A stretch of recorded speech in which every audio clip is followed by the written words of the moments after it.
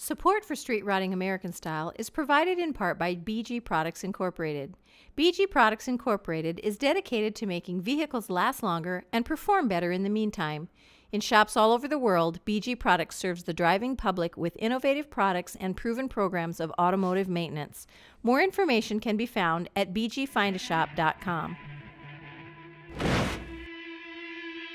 Tell me about the car you've got here.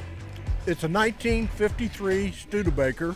It was come out from the factory as a champion. It had a 6-cylinder engine in it and a column shift. There's nothing stock on this thing that I can see. Just about the body is about the only thing in stock and not much of the frame. We put a Mustang 2 front end under it to accept this 355 Chevy V8 engine. It's automatic. It's what they call a fat man stub on it. That makes enough room for that engine and transmission. And to tie onto that, from the drive shaft, we put on a Jaguar rear end under it, which gives me 4-wheel independent suspension and 4-wheel disc brakes. You took this, you built this, you changed a lot of stuff. How long did it take you to take it from where you had it to where it is now? It's about a 3-year project. Not 3 years. That's not bad. I mean, how can you do all that in 3 years? Well, I'm retired. That always helps. But does your wife help you at all? Oh, every once in a while she'll come out and tell me how to do it. Okay, now you take 3 years to do it. How much money do you think you got into it? There's at least $40,000 in it. $40,000. Incredible. And it looks it too. I mean, this is immaculate. Why did you pick a Chevy small block for this car? Oh, that's just common. You can buy parts for them all day long. If you have a problem, go to your automotive store. They got replacements. So what size carburetor do you have? It's a 650. Single or double? It's a double pumper. Why'd you go carburation instead of injection? It was just easier, but our intent here was to stay with the 50s look. There wasn't much in injection in 50s. With the transmission, have you done anything special? Now, you said it's an automatic? Yes, it is. It's a special built transmission. It is just a 3-speed hydromatic, but it's got a lot of tough works inside of it.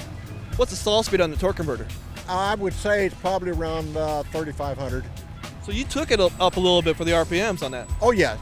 I think commonly 26 to 3,000 is somewhere around normal.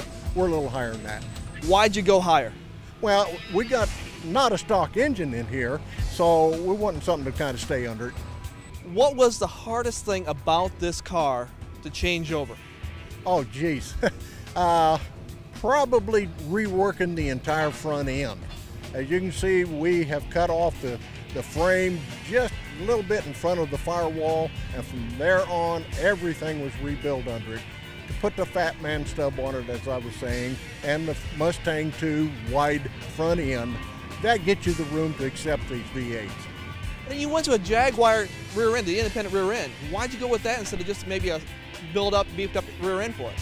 Well, again, we was wanting into the custom line, street rotting, and it still projects the 50s look. All right, Larry, tell me about the interior. What have you done so far to the interior that's different? Well, the interior is pretty much in the stock industry, or custom likewise. What we did was replaced all of it, but we tried to stay with somewhat what it originally looked like, again, in the 50s, but it's all new. The dash is pretty much stock, but the instrument cluster is done. Those are V-do gauges. I have to put the tack on the side. There just wasn't enough room for a tack. All right, do me a favor and start that bad boy. Let's see if she'll go.